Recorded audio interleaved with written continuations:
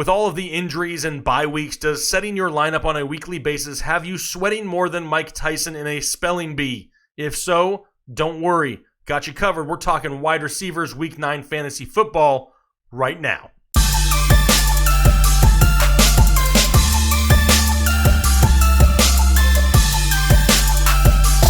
What is going on, Headliner Nation? Jake Fantasy Headliners. Hopefully you guys are all doing well out there. Welcome back to the Draft.com studios, where today, talking about them ball catchers. That's right, wide receivers, Week 9, fantasy football. Who are we starting? Who are we sitting? Now, we were pretty bold on this channel here last week. We sat some big-name guys, and boy, did we hear about it in the comment section. But you know what? For the most part, they all pretty much worked out. We're going to get into our transparency numbers here in just 1 second. However, before I do, just want to let you know, going here into Week 9, there's a lot of bye weeks, a lot of players that are staples of your roster here on a weekly basis that you may be without. Don't pay so much attention to just the start or the sit column. It's really going to depend what options you have available to you, whether you can afford to sit some of these guys or not. So really pay attention to the stats, the points that I have for each player. That's what's going to help you make your decision here this upcoming week. Not just so much what column they're sitting in, actually the information that's being shared. That's what you really need to pay attention to. So make sure you do that now. Let's go ahead and get into Week 8 and let's see how we did. Very solid week here, Week 8 fantasy football for the wide receiver position. We had a total of 65 players that we gave a start or sit designation to last week. Out of those 65, 44 were correct for an accuracy percentage of 68%. Pretty solid. Some of our biggest hits, Odell Beckham. We told everybody to sit him last week, and he did not hit that 10-point threshold. That's a hit. T.Y. Hilton. Boy, did I get a lot of hate last week for saying to sit T.Y. Hilton, and yet now I hear nothing from all those people that were talking crap. He didn't do anything against Chris Harris. We were right on him last week. DK Metcalf came out with a couple of touchdowns, had him as a start. He performed. Christian Kirk first came back from an injury, also performed well this past week, had him listed as a start. And then Deontay Johnson. Yes, a lot of it came on one really big play that Miami decided to blitz everybody and their mother, but it doesn't matter. We had him listed as a start. He had himself a solid fantasy day. Now, for the misses, Cortland Sutton, he did not hit that 10-point threshold, a disappointing day. Chris Godwin, apparently him and Mike Evans can't continually perform on a week-by-week basis. Darius Slayton, looks like he had a great, solid fantasy day, but it was really only 2 catches, but they were both for touchdowns, so he was a miss. Corey Davis absolutely disappeared. Thought we were going to see some big things from Corey Davis, and we did not. And last but not least, Fantasy Bigfoot disappeared once again. Devontae Parker wasn't horrible in full-point PPR leagues, but overall, pretty much disappointed here for the week, for Week 8 fantasy football. But now we're trying to improve even more. We have a lot of bye weeks this week, a lot of studs that are on bye that we need to find replacements for, and there are some good options here in Week 9. So now, let's get into all those matchups and find out who we should be starting and sitting. First game up, San Francisco 49ers, Arizona Cardinals, and apparently one of the greatest wide receivers of all time is just a decoy going forward. I mean, right now, Larry Fitzgerald is struggling. Over the last 2 games combined, he only has 3 catches for 20 yards. What's going on with Fitzgerald? Why are they not utilizing him in this offense? He doesn't even have more than 69 receiving yards since week 2 in a game. And now Kirk comes back after missing 3 games from an injury, and he immediately out-targets Larry Fitzgerald, has himself a very solid day. I hate to say it, but maybe the Hall of Famer is basically done in Arizona. The passing of the torch to Christian Kirk has begun, but now it's a very tough matchup going up against the San Francisco 49ers, who are only allowing 16.2 fantasy points per game to opposing wide receivers. But the double-digit target upside of one Christian Kirk keeps him as a flex option there. More than likely, he's not a wide receiver that you're counting on. He's probably been stashed on your bench because he has been hurt here as of late. So if you have an open flex spot, or if you're looking for a flex spot, Christian Kirk, not a horrible choice here for Week 9 given the circumstances. But I'm still really not overly interested in too many wide receivers of the San Francisco 49ers. Maybe outside of Emmanuel Sanders, they just run the ball so much in San Francisco. Now, I know Matt Breida is limited. Raheem Mostert has missed some practices. Tevin Coleman will get the bulk of the carries. They're going to continue to run the ball, though, but Emmanuel Sanders should see more and more volume each and every week. Last week saw 5 targets.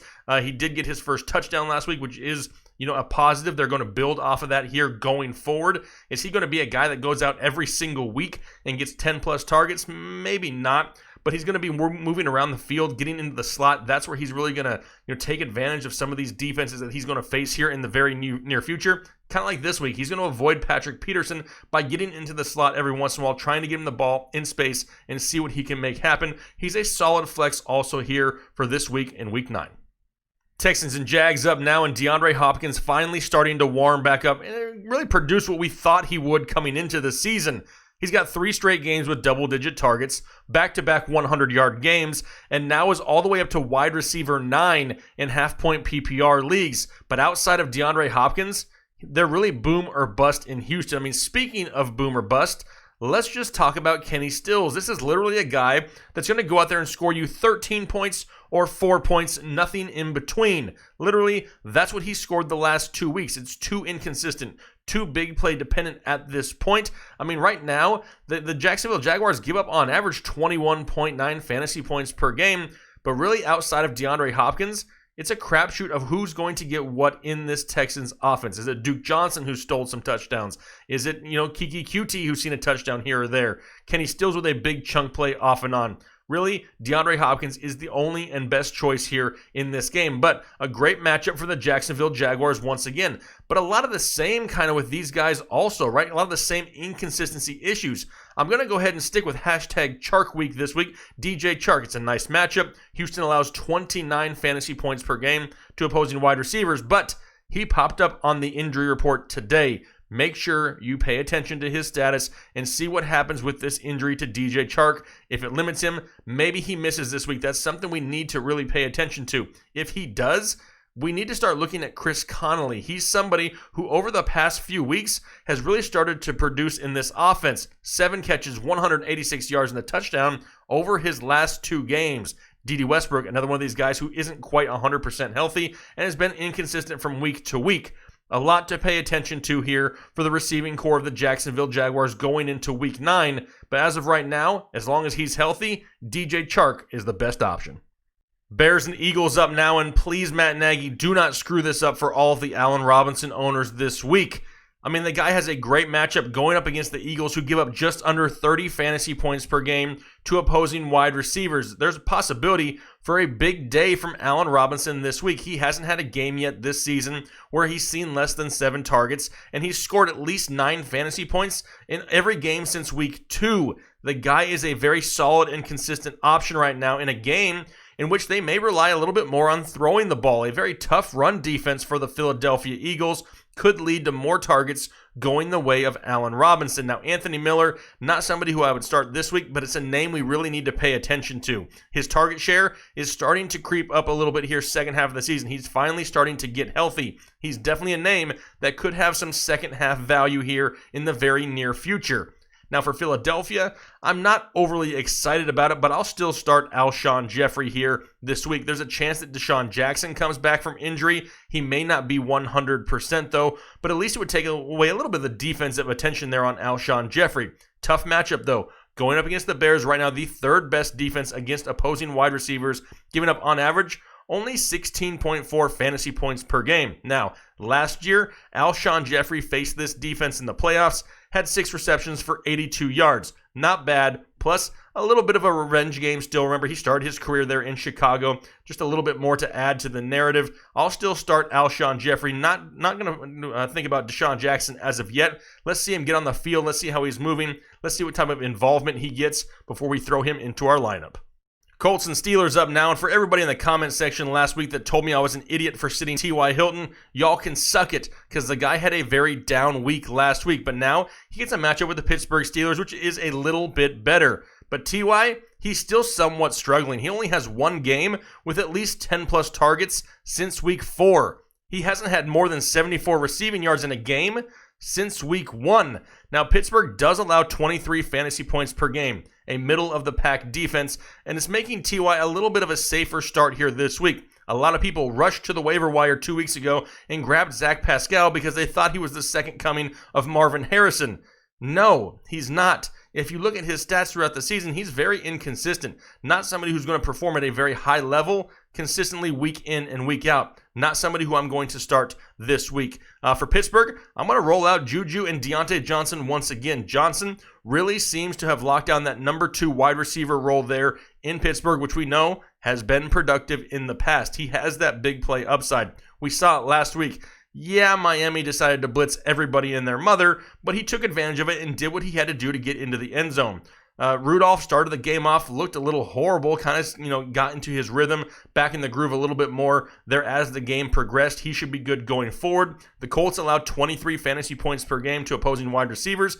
There's going to be limited running backs possibly in this game. Does James Conner play? Benny Snell's injured. How limited is Jalen Samuels coming off of his, minor knee operations in his first game back? There's a lot of question marks in this backfield. Maybe they lean on the passing game a little bit more, and Juju Smith-Schuster and Deontay Johnson reap the rewards of that. Right now, James Washington, they're just not quite on the same page as of yet. They're going down the field to James Washington, but him and Mason Rudolph just haven't had that perfect timing as of yet. But he looks a little bit more big play dependent and not really running as many routes on a consistent basis as the other two guys. He's going to be a sit for me here in Week 9.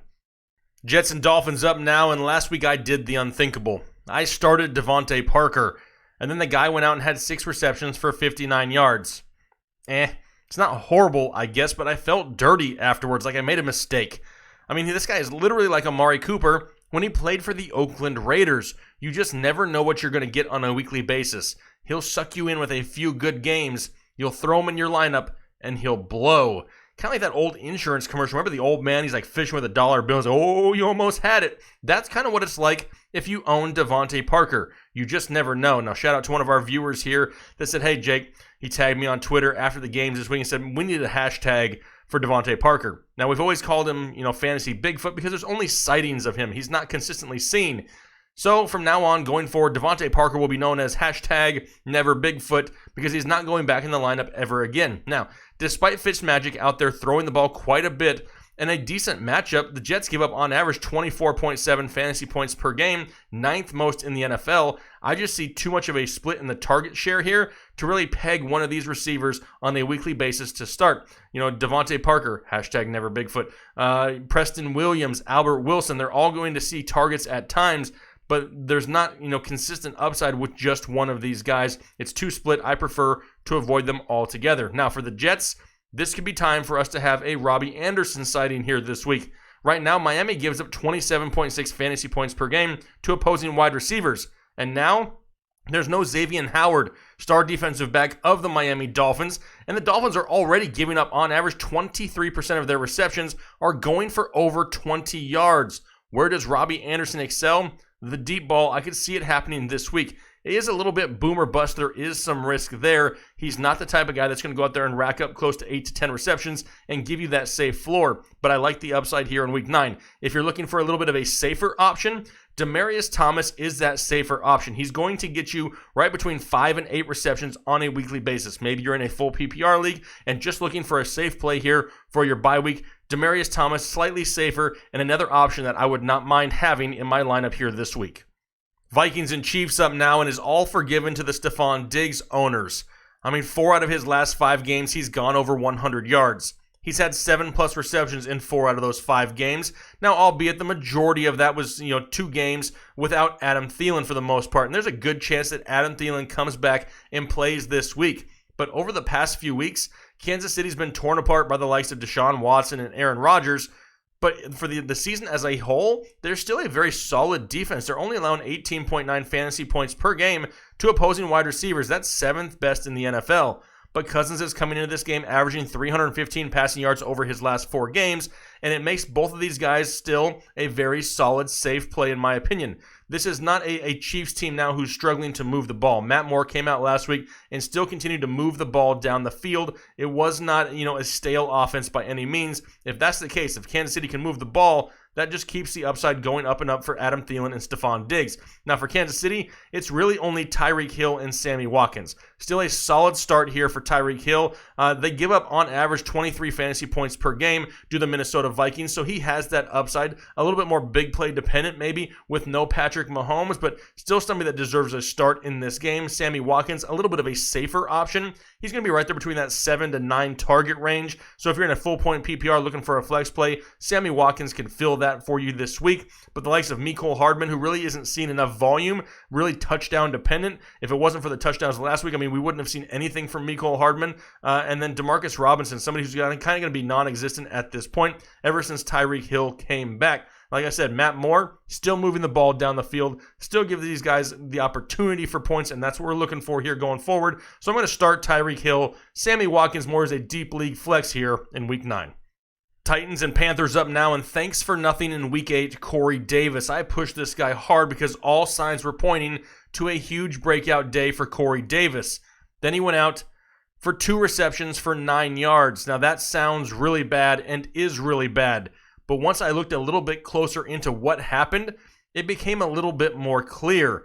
On the 4 targets that he did not connect with, they were all balls thrown either into the end zone or deep down the field that were just underthrown or overthrown, highly contested balls. But what that tells me is he had over 130 air yards, so they're trying to get him the ball down the field. On numerous occasions, he'd burnt his defender, and all he needed was a well-thrown pass, and he could have had an absolute monster of a week. Now, I'm going to sit both him and A.J. Brown here this week for those inconsistencies. However, if you're desperate for a play here in Week 9, I don't hate Corey Davis. The Panthers giving up on average 22.9 fantasy points per game. It just really depends on what options you have, your league size. Corey Davis is somebody that I would still throw into my lineup if I had no other options. Now, for Carolina, last week I sat DJ Moore and Curtis Samuel. Both those guys didn't have great weeks, so that ended up being a hit for us, but it's a different story this week. Even though Tennessee only allows 20.5 fantasy points per game, they're going to be back at home, which is a plus. They haven't played a home game back in Carolina since Week 5. No Cam Newton still, and both of these guys are still getting close to 8 targets per game on average. The consistency in that target is there, and it's only a matter of time before they start putting up some solid numbers. I like them both as flex plays here in Week 9. Redskins and Bills up next, and who's going to be the quarterback for the Washington Redskins? Case Keenum, Dwayne Haskins. I mean, this is already a tough matchup going up against Buffalo, who only allows 14.8 fantasy points per game to opposing wide receivers, which is second best in the NFL. And they could put star defensive back Tre'Davious White on Terry McLaurin. How good is Tre'Davious White? Well, so far, here in 2019, he hasn't allowed more than 64 yards receiving to the wide receiver opposite of him. McLaurin is a huge risk this week, and the only way that I throw him into my lineup as a flex play at best is if Case Keenum is under center. He really locks on to Terry McLaurin and could give him that safe floor. If Dwayne Haskins starts, I'm not going to touch Terry McLaurin. They're just not on the same page, which is crazy since they went to the same college and played ball together there at Ohio State. Just not touching it unless it's Case Keenum under center. For Buffalo, it's a great matchup. I mean, the Redskins give up on average 24 fantasy points per game, 10th most. The problem is John Brown's upside's kind of been limited by Cole Beasley as of late because Beasley has touchdowns in back-to-back games. But what's really hurting with Cole Beasley is the volume isn't really there. He had that safe floor, especially in PPR leagues earlier in the season. He hasn't had more than 3 receptions since week 4. And now if the touchdowns go away, he's really going to hurt your fantasy lineup because the volume just isn't there. Where did the volume go? Well, the return of Devin Singletary is eating in a few of those targets on those short routes. The added looks going Devin Singletary's way are the looks that were going towards Cole Beasley just a few weeks ago. In my opinion, John Brown is still the safer option in this offense. He has that big play upside and a consistent target share. He's the only Buffalo Bills wide receiver that I'm starting here in Week 9. Bucks and Seahawks up now, and man, if Tampa Bay could just figure out how to involve both Mike Evans and Chris Godwin on a weekly basis, that would be great. Signed all fantasy players ever, because you really can't afford to sit either one of these guys. Out of their 14 combined games here in 2019, 8 of those games have gone for over 15 fantasy points. They can single-handedly win your matchup for you on any given week. Seattle gives up on average 20 fantasy points per game, and we know that Tampa Bay can't run the ball. They're going to continue to throw. We just need to see both of these guys involved. Trust the process. Keep them both in your fantasy lineups. For Seattle, this is a great matchup, right? Tampa Bay allows 27.5 fantasy points per game to opposing wide receivers. That's 7th most in the NFL. Lockett, still a must start, has only had 1 game all year where he didn't get you double-digit fantasy points. He's a mainstay in your lineup. But I'm also interested once again, like I was last week, in DK Metcalf. The touchdown upside is growing every single week. The matchup is too good to ignore, and now he's seen 5+ targets for 3 straight weeks. That only helps things out in an offense that can definitely, take advantage of this weak Tampa Bay secondary. I'm going to start DK Metcalf here once again. Lions and Raiders up now, and as quick as Marvin Jones exploded just a couple weeks ago, That's how quick he disappeared in Week 8, where he only had 4 catches for 22 yards against the New York Giants secondary. I mean, this guy has underperformed more than he's performed. Only 2 out of his 6 games played here in 2019 has he had at least 10 fantasy points in half-point PPR formats. But this is a great matchup going up against the Oakland Raiders. They allow 27.8 fantasy points per game, 5th most in the NFL. Kenny Golladay, though, he's still the safer option in this passing game for the Detroit Lions. Plus, there's going to be a struggle running the ball for Detroit, and if that's the case, could lead to more opportunities in the passing game. It's just more of a risk for Marvin Jones. If you have no other options, the matchup is great. You throw Marvin Jones in as your flex, but it really depends your league size, what other options you have. Heck, even Danny Amendola is playing great right now for the Lions. Over his last 2 games, he's had 16 receptions for 200 yards. He may be a safer option than Marvin Jones this week, and he may be available on your waiver wire. Just something to take advantage of, take a look at. It really depends how much risk you have in your lineup. If you have room for a little bit of risk, you take it with Marvin Jones. If you already have a lot of risk, maybe get the safer play with Danny Amendola here this week. Now, for Oakland, it's really just Tyrell Williams, right? I mean, Detroit allows 24 fantasy points per game to opposing wide receivers, which is 10th most in the NFL. And Tyrell Williams has had a touchdown in every single game that he's played in so far this year, which is great. The problem, his reception totals are starting to stay down in that low 3 to 4 range, and that's not what we want to see, because if the touchdowns go away, which eventually they will, he will absolutely kill your fantasy day. But for right now, there were no wide receivers that went to Oakland during the trade deadline. There were a lot of rumors. Nothing happened, so the target volume should still be there for Tyrell Williams. Once again, this week, he's going to find himself in the start column. Packers and Chargers up now, and we're back on our Davante Adams watch here for the week. Does he play or not this week? Now, there's video coming out of him in practice running routes. He looks great, but he's still in shorts and t-shirts, so I don't know if we see him for sure this week. But why would they really rush him back? They're going to give him the time he needs because they're still winning ball games in Green Bay. The problem is none of the wide receivers behind them are really stepping up and doing anything.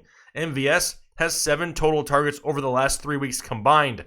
Geronimo Allison, 100 receiving yards over the last 4 weeks combined. Now, the Chargers allow 20 fantasy points per game to opposing wide receivers. The problem is Aaron Jones and Jamal Williams are stealing all the touchdowns in this offense and really limiting the ceilings of all these wide receivers. In my opinion, they're too risky, and I'm sitting both Allison and MVS this week. Kind of say a little bit of the same thing for the Chargers, right? With Keenan Allen, he's been somewhat of a disappointment here of late, even though his volume is starting to creep back up, but he hasn't had more than 61 yards receiving since week 3. Mike Williams, still without a touchdown on the season, and now we're starting to see those double-digit targets that he was getting weekly starting to come back down into the single digits, right around 6-7 targets a game. Green Bay allows 21 fantasy points per game to opposing wide receivers, so I'll continue to ride that volume that we're seeing from Keenan Allen. Over this past week, he tweeted out and said, hey, my bad to all my fantasy owners. So I wouldn't be surprised if he goes out there and has a decent week, but he could be limited in practice this week with that hamstring injury just to make sure he's good to go for the weekend. Something else to pay attention to here in Week 9. Browns and Broncos up now, and the biggest question of this matchup, what about Odell Beckham? Can we really sit him? I'm going to sit him this week. I mean, this is a very difficult matchup.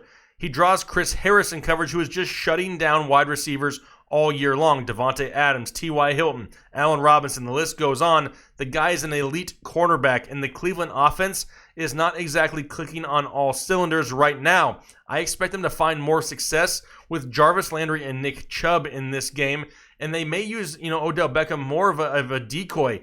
Try to get that safety over the top to play that double coverage and try to open up the middle of the field for other wide receivers here in this offense. Denver only allows 17 fantasy points per game to opposing wide receivers, so this is a tough matchup regardless. I understand you may not have better options and you may have to gamble with Odell Beckham. Just understand, going into the game, the upside is limited. The safer play may be Jarvis Landry. Now for Denver, I really liked Courtland Sutton here second half of the season a lot. I moved him really high up my rest of season rankings. The problem is now Joe Flacco is not there. He spoke out about his head coach. The next thing you know, he's got a broken neck. That's kind of funny how that works out. But now they have quarterback Brandon Allen. I mean, that's really limiting the expectations and the ceiling of Courtland Sutton going forward. But the Browns do allow 22.8 fantasy points per game. But we need to see what happens with Courtland Sutton here going forward. I still have him as a start, where he would have been a mid to high end wide receiver 2. He's now kind of dropped down to that low wide receiver flex play until we see what kind of a product we have with Brandon Allen on the field and where he really looks to throw the football. Same thing goes for Deshaun Hamilton. Until we see where this target share goes, it's really a crapshoot in Denver, especially starting here in Week 9. Patriots and Ravens up next, and it's time to fire up old reliable once again Julian Edelman. He has 4 straight games now with double-digit fantasy points, 32 receptions over his last 4 games combined. He's a solid wide receiver 2 flex play, especially in PPR leagues on a weekly basis. But now, is it time that we see more Mohamed Sanu? A lot of people wanted to throw Sanu in their lineups last week. I said, listen, give it a week. Let's get him more acclimated to this offense. This could be the week that we see a little bit more Mohamed Sanu. I expect him to get a few targets early, and if he can gain the trust of Tom Brady, I expect him to be heavily involved in this game plan going forward. He saw 5 targets last week, which isn't bad, and the Ravens do allow 23.5 fantasy points per game to opposing wide receivers. I expect both Edelman and Sanu to be involved this week. As far as the Baltimore Ravens go, I want no part of the wide receivers here. We already know how elite this defense is for the Patriots. They only allow on average 13.5 fantasy points per game. There's a chance that Marquise Hollywood Brown comes back, but in his first game back going up against the New England Patriots, not necessarily one of those matchups that I'm quick to throw him back into my lineup. I'm avoiding all of the wide receivers this week of the Baltimore Ravens. Cowboys and Giants now, and I love both Amari Cooper and Michael Gallup in this matchup against the Giants. The Giants give up on average over 28 fantasy points per game, 3rd most in the NFL, and if that wasn't great enough, they've also given up 35 passing plays over 20 yards and 9 passing plays over 40 yards. I mean, Dallas coming off their bye week had time to prep and plan for this game. You have Dak Prescott playing great football, giving his wide receivers catchable balls. I mean, that's a real thing, right? Just because these guys are seeing targets, they need to be catchable. Dak Prescott doing a great job of that. I'm starting both Amari Cooper and Michael Gallup here this week. For the Giants, really only going to go with Golden Tate. I mean, I know Darius Slayton last week, he finished with 2 touchdowns. The problem is, those are the only 2 receptions he had. 2 receptions, 2 touchdowns. Great production, great efficiency. Not sustainable. Not something we're going to see on a weekly basis. Obviously, Tate continues to see close to those double-digit targets. He's a lot safer of an option at this point, especially going up against Dallas, who only allows 16 fantasy points per game, which is top 5 in the NFL. Golden Tate, the way they move him around from the inside to the outside, gives him that opportunity to get the ball in space, and with the volume he's seen, he's still a safe start, in my opinion, here for Week 9. All right, those are my Week 9 starts and sits for the wide receiver position. Make sure you let me know down below what you think. Obviously, we're not going to agree on everybody. That's the purpose, though, right? If you watched a show where you always agreed with the person, what is the purpose of watching? We're trying to supply some perspective to help make these decisions a little bit easier for you, the team owner, this week for fantasy football. We're not here telling anybody to do anything, and we're not out here saying we know more than anybody else. We don't call ourselves experts over here. Why? There is no such thing as a fantasy football expert. If you're watching channels where they're calling themselves experts, it's just because their work doesn't speak for itself. That's not what we're about over here, trying to help people win fantasy football championships and have fun doing it. So greatly appreciate the support. Make sure you check down in the description there. We have links to our Patreon account. If you're willing to support the channel, we would greatly appreciate it. Hopefully everybody has a great rest of their week. Good luck this weekend, and we'll talk to you later.